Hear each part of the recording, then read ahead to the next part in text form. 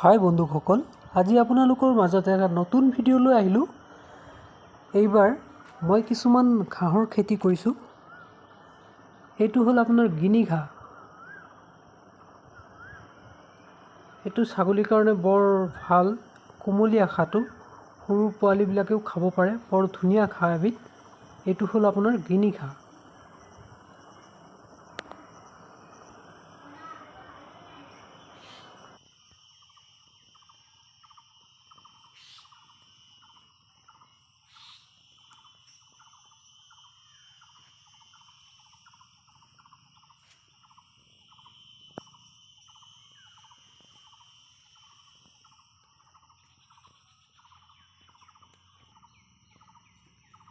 ইয়াৰ লগতে আৰু কেইবিধমান ঘাঁহো লগাইছোঁ মই।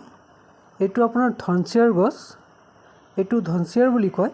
ধনচিয়াৰ আপোনাৰ বাৰিষাতে হয়, বৰ ধুনীয়া এবিধ গছ, প্ৰচুৰ পৰিমাণে ইয়াত নাইট্ৰজেন থাকে। এইটো ছাগলীৰ কাৰণে বৰ ভাল আৰু উপযোগী। এবাৰ খালে ই ছাগলীৰ হেল্থ খুব ভাল হয়। বৰ ধুনীয়া এবিধ গছ, ধনচিয়াৰ বুলি কয় ইয়াক। আৰু ধনচিয়াৰ গছ লগাবলৈ বেছি এটা আপোনাৰ কষ্টৰ প্ৰয়োজন নাই। এবাৰ খালি মাটিডোখৰা আপোনাৰ একচাচ মাৰি গুটিটো সিঁচি পেলাই আৰু একচাচ মাৰি দিলে ধুনীয়াকৈ আপোনাৰ গজি যায়। এই গছটো আপোনাৰ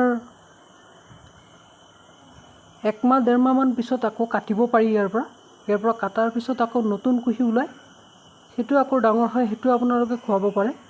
বৰ ধুনীয়া এবিধ গছ ধনচিয়াৰ। পানী জমা হৈ থাকিলেও সেইডোখৰ মাটিত আপুনি এই খেতিটো কৰিব পাৰিব। সেইকাৰণে বাৰিষাৰ কাৰণে বৰ এবিধ ভাল বস্তু হয়। এইটো হ'ল আপোনাৰ 4G নেপিয়াৰ। এইটো আপোনাৰ বহুত ধৰণৰ নেপিয়াৰ আছে, তাৰ ভিতৰত এবিধ নেপিয়াৰ, এইটো হ'ল 4G। এইটো লগোৱা মোৰ বেছি দিন হোৱা নাই, আজি 10-15 দিনমান হৈছে। চাওক গ্ৰ'থটো কিমান ধুনীয়া হৈছে।